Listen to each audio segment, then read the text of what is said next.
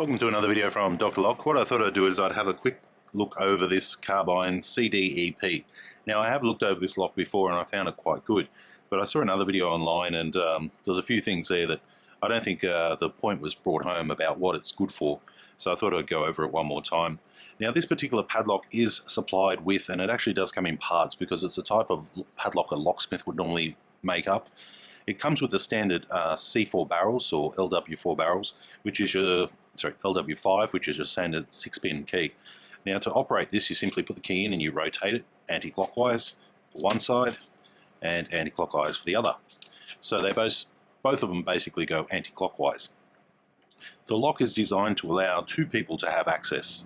That's what it's designed for. So you can have one side with one key and the other side with the other key.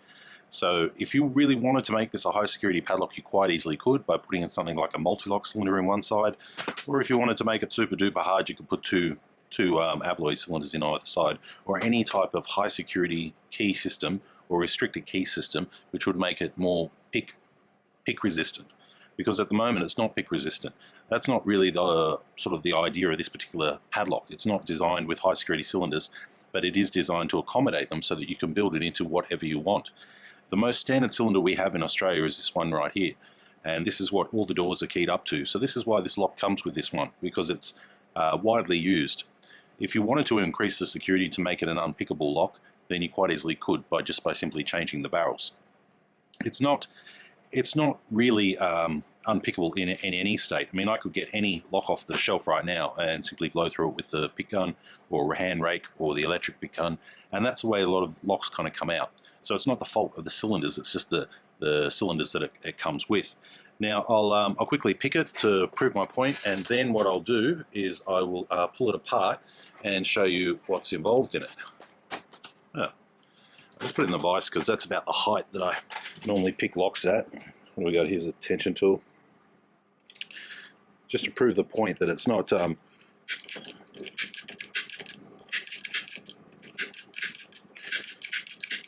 camera's probably bouncing around.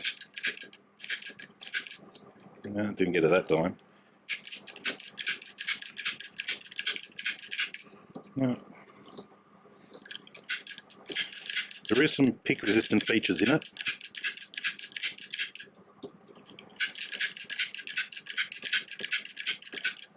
Okay, and it's open. Alright, so it took me about 30 seconds or so. I don't mock the videos up, I just do them as they do. So if it took me 30 seconds or 60 seconds, it took me 60 seconds. You know, I didn't even adjust the tension on my pick gun or anything. But it's picked, it's open, and the shackle is open. Alright, so now let's have a look and see. Now these are 6-pin keys, so they are harder than 5. The particular combination on that, if you can see that, you've got a really low spot, a really low spot, really high, really high, really high. And same on this one here. You've got some really lows and some really highs. They've basically gone to the, well, what looks to be, I might just be unlucky, but it looks to be, you know, they've gone right to the limit of the 7-away rule, which is no more than 7 cuts different. And if I look at that and I look at that, that looks like 7-away rule there, and it looks like there and there as well. And this is what gives the lock more security, because that's what makes it harder to pick. Still wasn't impossible. Now, just before I start off, I'm going to start to pull this apart. There's a screw that goes through here, and that actually blocks the pin that holds the majority of this lock together. So they've basically, you put the pin in, which puts a mechanism in place, and then they put the screw through it, so you've got a screw blocking it. So quite a good design feature there. Okay, I've undone the screw. In the unlocked position, I undid the screw. Now I take this cap off the top, and as you can see, that basically centers the cylinders and has something, it's basically the cap for the whole lock. The material on this lock is some sort of alloy, which is light but super strong. And another point to make about this lock is too, apart from the name being Carbine, is that it's actually made in Australia. So a lot of things are always sent overseas now for manufacture, but this particular lock isn't. So that's another cool factor. So we have 2 cylinders, and the way these cylinders work is by these funny cams on the back that look like the thing from Star Wars, that ship. I forget what that ship is called. It looks like half of it anyway. So this is what we call a 530 cylinder. It's a Lockwood 530 cylinder. If you can see the back, it's got 2 triangles on the back, and basically the 2 triangles on this brass section go over that, and they just sit on the back like that. So one goes like this, one goes like this. Inside this lock is a really unique mechanism, and I'll see if I can zoom in for you, because this is something you haven't seen Okay, so there we are there, and I'll just focus, and I'm even going to put a torch light on it as well, because this is the important bit. All right, so we can't focus. Don't know why we're not focusing. All right, we've got some focus there. Put some light on it. All right, can you see that? Inside there is a part that actually rocks left and right. I've got to try and do it all with one hand. Okay. Yeah, not the best camera work. This part right here rocks left and right. It's got like a wing spring on it, so I can't remove it because I'd have to literally destroy the padlock. What they do is they put the swinging part plus the spring in there, and they jam a big pin in from this side, so to get it out it's virtually impossible. What I can do is try and simulate it when it closes so that you can see the operation of it. Okay, so now it's come back to the center. This is going to be extremely hard to do. I'm going to simulate what a lock does on one side, and it just pushes it. My camera works terrible. It just pushes it to one side. See how that's now pushed to one side? That allows it to open. If you push it left, it opens. If you push it right, it opens. And apparently, Abers actually wanted to buy this off the Carbine, and they decided to hang on to it, which I think is a good idea. So with these two cylinders here, there's a lot more engineering that goes into it. If you look at them like this, and if you could imagine a rectangle piece in the middle here. So basically that rectangle piece cannot move unless one of these cylinders move. So either this one will push the rectangle this way, or this top one will push the rectangle this way. Either which way, it's like a seesaw, rocking horse. When it moves left, it opens. When it moves right, it opens. And inside here we have two ball bearings. So when the shackle is pushed in, these two ball bearings spring into place. So you can't actually like shim it or anything. When I was looking at this lock, I was looking for all the possible ways to defeat it and to get past it. And to date, I haven't found one non-destructive method. So the actual design of it is quite good. I'm going to put these cams inside there so you can, and then I'm going to zoom in again, and then you can get a good understanding of kind of what's happening here. Sorry about the light. Put these little spaceships back where they belong. So if you want to make this lock into a high security lock, you certainly can, and picking it is not really doing this padlock any justice, because it's not with a high security cylinder. You know, the lock's only as good as the cylinder that's in it, and it's the housing and the dual entry which actually makes this padlock something special, and also the mechanism inside, the way they've done it, the material they've made it from, the point that it's an Australian-made product. Very rare to get too many Australian-made lock products these days. Okay, so I'm going to zoom in. I'm just going to wait for that to focus up.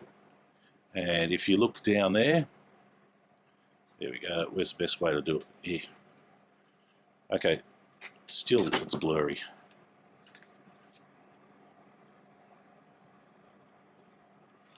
Okay, that's probably about the best way. I'll put the light there. Okay, so as you can see, you've got one piece of brass on one side, one piece of brass on the other side, and you've got that rectangle in the middle. And that's the story about it. That's what actually does it. So they've got a patent pending on this. The cylinders are 530. Not pending, they've actually got the patents. They've got a couple of patents on this design of padlock, and it's quite a good padlock. So we'll put them in there. If I had some higher security cylinders, I would simply just be dropping them in place instead. Unfortunately, I don't have any made up. But the idea is this 530 cylinder is quite common with this, the rear part on the back here. That's quite common in Australia. So that's why we could just get any which ones, put this part on the back then, and simply just slide it in. I don't have that, but you get the idea. Multi-lock high security on one side, or you could put in, you know, I'm pretty sure you can get Abloy on there, Abloy Protec, which will certainly make this padlock unpickable.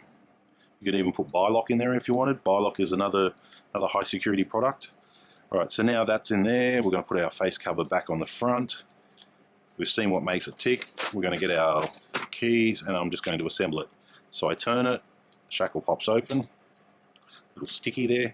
I put this screw back in there. That keeps the front cover on the front. Okay, and it's back to working. Key in,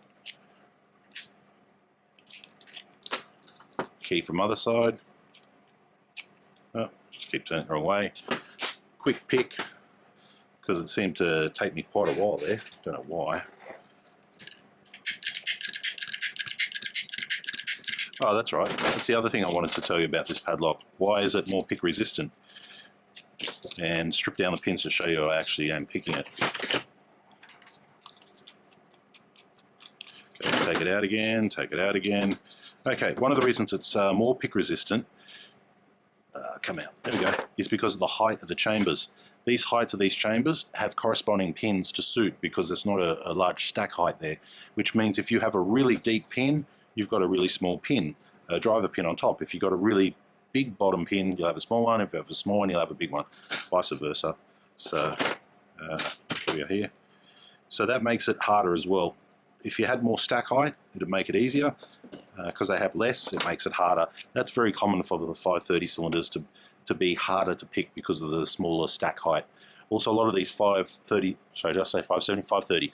A lot of these 530 Lockwood style cylinders as well, they're also mounted sideways when you go and pick them if you're on a lever handle, so that also makes it more pick resistant. All right, so there's our pins there.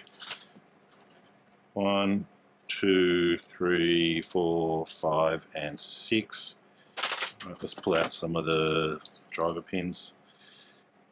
And I'll put them in the corresponding so you can see what I mean. And the springs are also quite short as well.